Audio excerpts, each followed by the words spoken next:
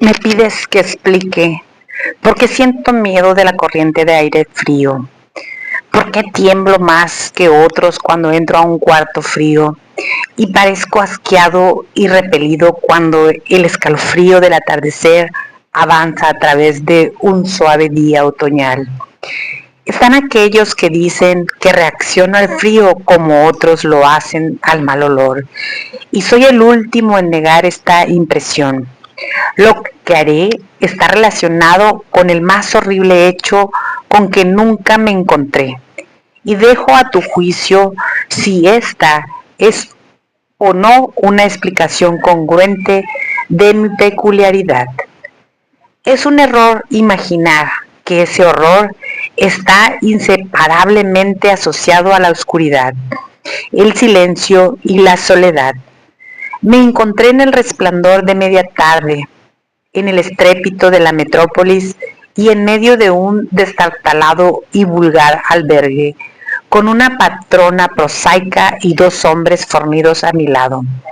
En la primavera de 1923 había adquirido un almacén de trabajo lúgubre e desaprovechado en la ciudad de Nueva York, y siendo incapaz de pagar un alquiler nada considerable, comencé a caminar a la deriva desde una pensión barata a otra, en busca de una habitación que me permitiera combinar las cualidades de una higiene decente, mobiliario tolerante y con muy buen, razonable precio. Pronto entendí que solo tenía una elección entre varias, pero después de un tiempo encontré una casa en la calle 14ª Oeste que me asqueaba mucho menos que las demás que ya había probado. El sitio era una histórica mansión de piedra arenisca, aparentemente fechada a finales de los 40 y acondicionada con carpintería y mármol que manchaba y mancillaba el esplendor, descendiendo de altos niveles de opulente buen gusto. En las habitaciones grandes y altas y decoradas con un papel imposible y ridículamente adornado con cornisas de escayola, se consumía un deprimente moho y un asomo de oscuro arte culinario, pero los suelos estaban limpios, la lencería tolerablemente bien y el agua caliente no demasiado frecuentemente fría o desconectada. Así que llegué a considerarlo al menos un sitio soportable para hibernar hasta que no pudiera realmente vivir de nuevo.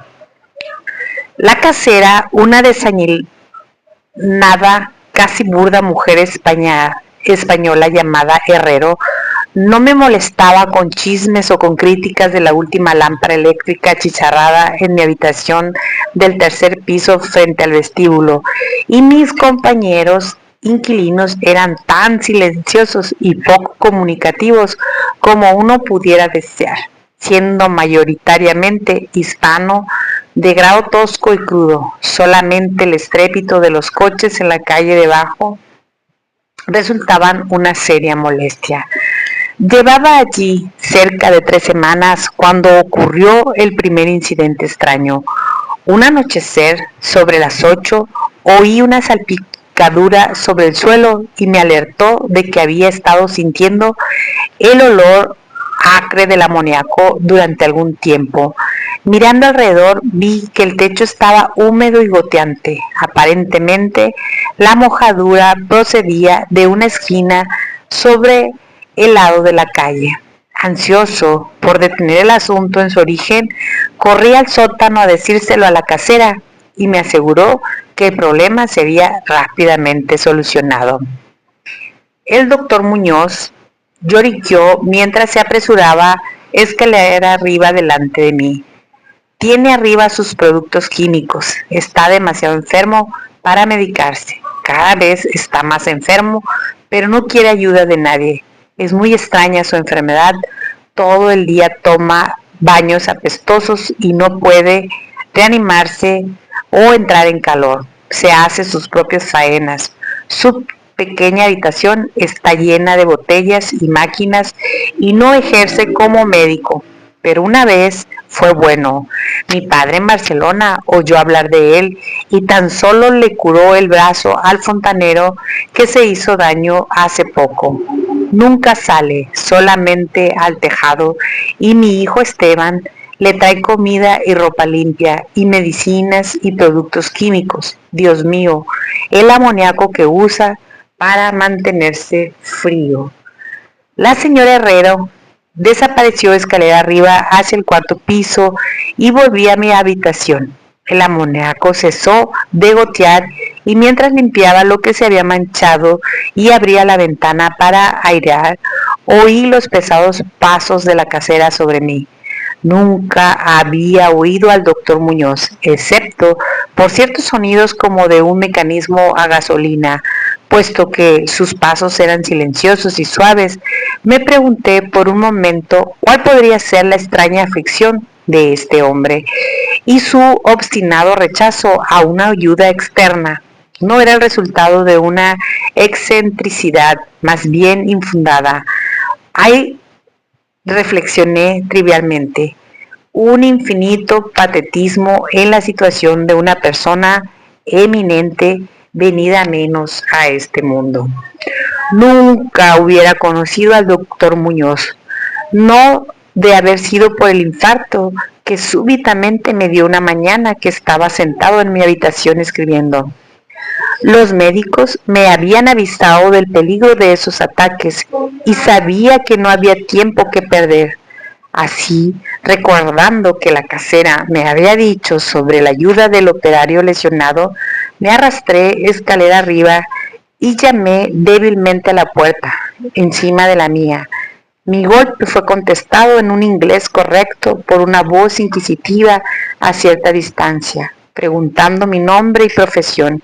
Y cuando dichas cosas fueron contestadas, vino y abrió la puerta contigua a la que yo había llamado.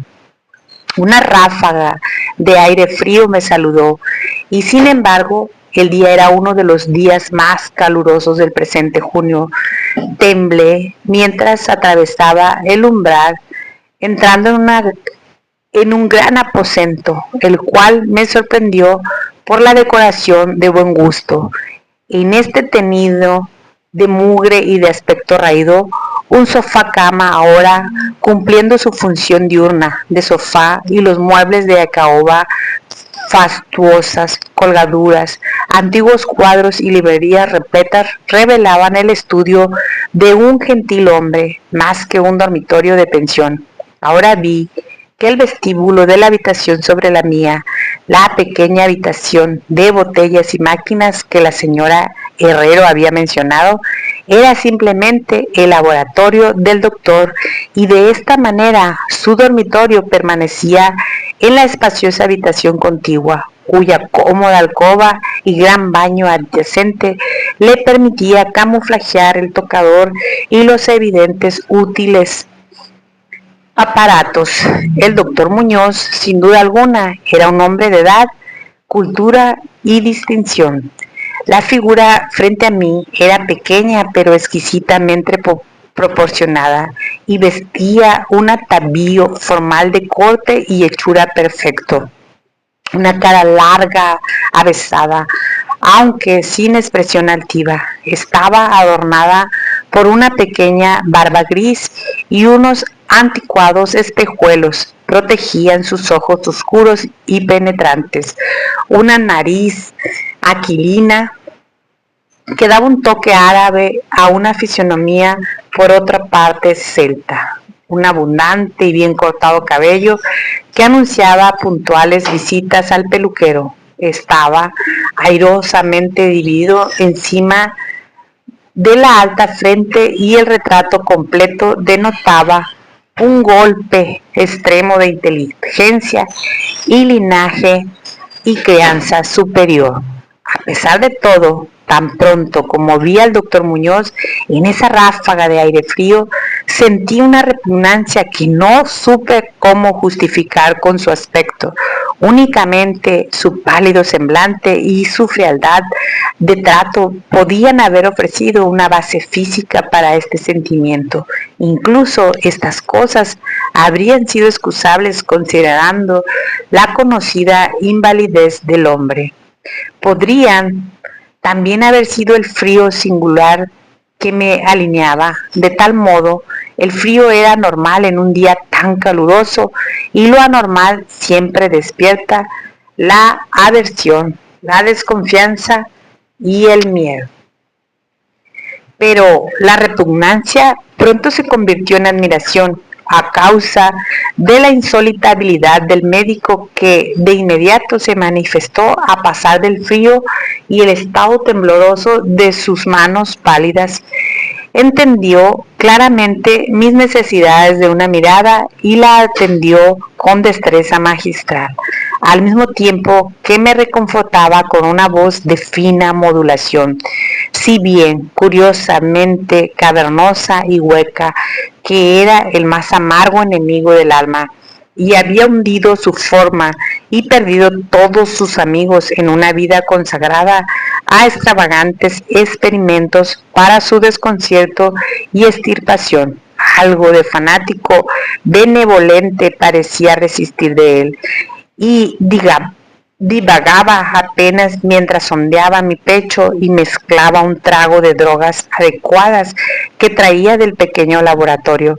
Evidentemente, me encontraba en compañía de un hombre de buena cuna, una novedad excepcional en este ambiente sórdido, y se animaba en un inusual discurso como si recuerdos de días mejores surgieran de él.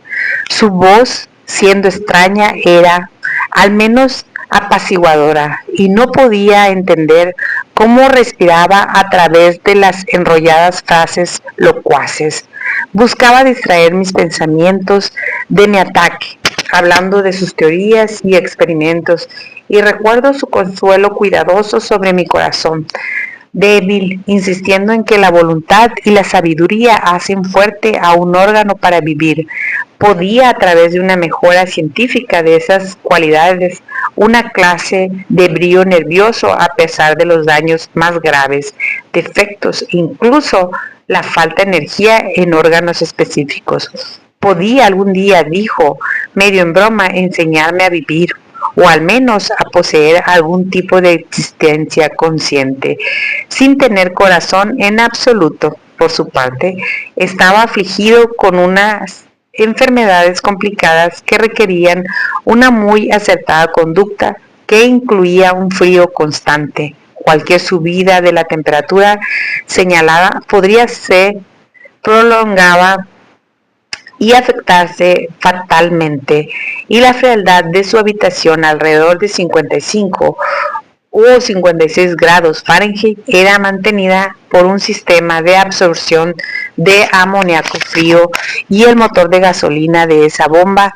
que yo había oído a menudo en mi habitación. Aliviado de mi ataque en un tiempo asombrosamente corto, abandoné el frío lugar como discípulo y devoto del superdotado recluso. Después de eso, le pagaba con frecuentes visitas, escuchando mientras me contaba investigaciones secretas y los más amenos terribles resultados, y temblaba un poco cuando examinaba los singulares y curiosamente antiguos volúmenes de sus estantes. Finalmente puedo añadir, curado del todo de mi afección por sus hábiles servicios. Parecía no desdeñar los conjuros de los medievalistas, dado que creía que esas fórmulas enigmáticas contenían raros estímulos psicológicos que concebiblemente podían tener efectos sobre la esencia de un sistema nervioso del cual partían los pulsos orgánicos. Había conocido por su influencia al anciano doctor Torres de Valencia, quien había compartido sus primeros experimentos y le había orientado a través de las grandes afecciones de 18 años atrás, de donde procedían sus desarreglos presentes. No hacía mucho, el venerable practicante había salvado a su colega de sucumbir al hosco enemigo contra el que había luchado. Quizás la tensión había sido demasiado grande. El doctor Muñoz lo hacía susurrando claro, aunque no con detalle, que los métodos de curación habían sido de los más extraordinarios, aunque envolvía escenas y procesos no bienvenidos por los galenos ancianos y conservadores.